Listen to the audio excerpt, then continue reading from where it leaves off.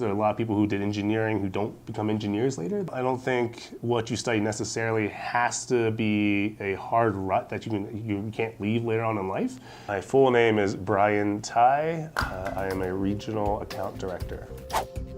I'm responsible for new business and expanding business for an IT services organization. Companies that you like and you buy stuff from every day, they are our customers.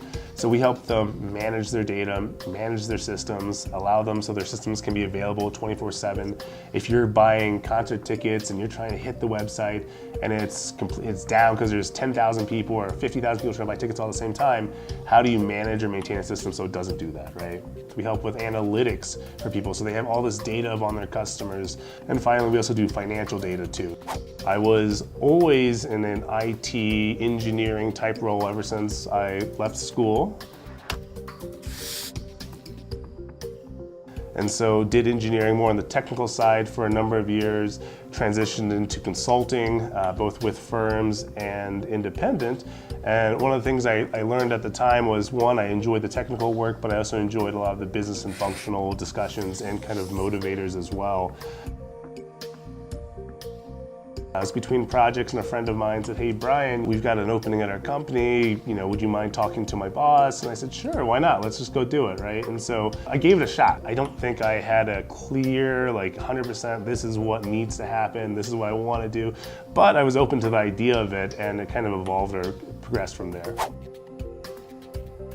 Talk to people who are either interested in our services, want to see a demonstration of our services, people who are already clients of our services and just want to be able to expand. Maybe they're upset about something, right? Talking to people about, again, what changes in their world, what changes they'd like to see, what's causing them angst, figuring that out, that's what I do. What other people want is what matters. Now figuring out how to be able to put together a proposal, a solution that satisfies what they want and what we want, right?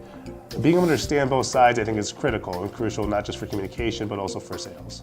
I may be in a different state, a different city, any given week, any given day. It may change while I'm there. And I think being able to adapt to changing conditions and thriving in those kind of conditions, I think that's important. So more focused on directional activities more so than individual specific activities.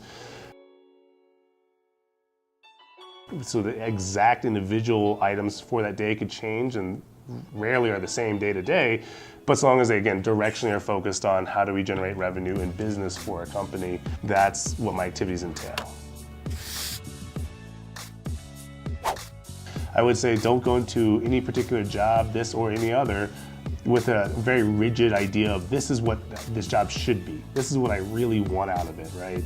You could say there are things that I'd like, there's things I hope for, and see kind of how those align further down the road. I'd say always be open to learning, taking on new responsibility. When opportunity kind of falls in your lap, don't toss it away, don't ignore it. I'd say be open, try things.